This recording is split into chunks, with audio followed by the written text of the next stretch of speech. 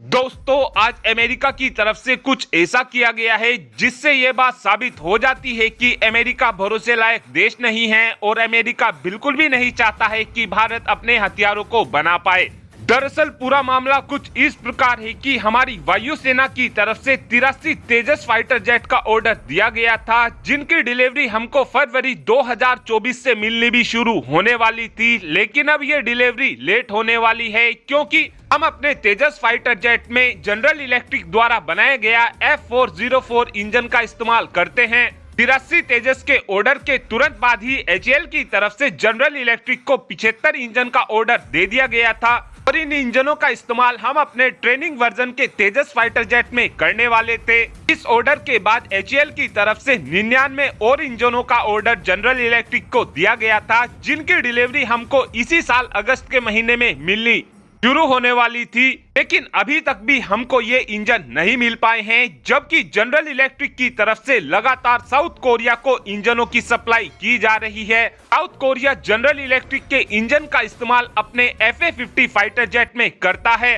और आने वाले समय में मलेशिया को भी अपने FA-50 fighter jet south Korea देने वाला है, जिनमें जनरल इलेक्ट्रिक का ही इंजन लगा होगा, जिससे ये बात तो साफ है कि जनरल इलेक्ट्रिक की प्रोडक्शन लाइन में कोई भी दिक्कत नहीं है। अमेरिका की तरफ से केवल भारत के इंजनों की डिलीवरी को ही केवल रोका जा रहा है, जिसका सीधा सा फर्क हमारी वायुसेना को देखने को मिलेगा, क्योंकि हमारी वायुसेना को हर साल 16 नए तेजस फाइटर जेट मिलने वाले थे और HAL की तरफ से ये प्लान किया जा रहा था कि हम अपनी प्रोडक्शन लाइन को 24 तक लेकर जाएंगे और यदि HAL की तरफ से 16 तेजस फाइटर जेट हर साल बनाए जाते तो ये डिलीवरी हमको 2029 तक मिलनी थी। लेकिन HAL ने अपनी प्रोडक्शन लाइन को 24 तक बढ़ा दिया था, जिससे ये डिलीवरी हमको 2027 तक मिल जाती और इस डिलीवरी के पूरा होने के तुरंत बाद ही हमारी वायुसेना की तरफ से 100 की संख्या में और नए तेजस फाइटर जेट का ऑर्डर दिया जाना था, जिनकी डिलीवरी हमारी वायुसेना को 2030 तक मिल जाती,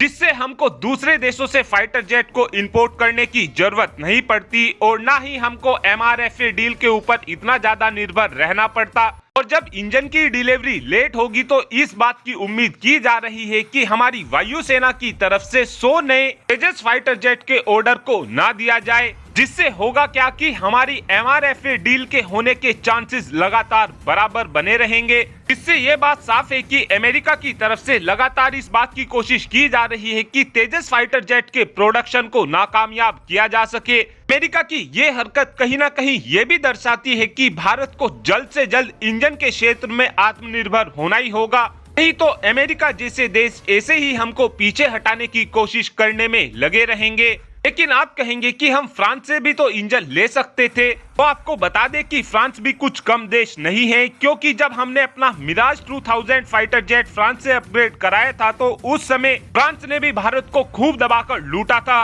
और अब आप ही कमेंट कर बता सकते हैं कि क्या हमको भविष्य में जल्द से जल्द अपने इंजन को डेवलप करना चाहिए या फिर आपका ये मानना है कि हमको अमेरिका जैसे देशों के ऊपर ही निर्भर रहना चाहिए। इस बात का आंसर आप कमेंट बॉक्स में दे सकते हैं। Thanks for watching this video. Have a good day.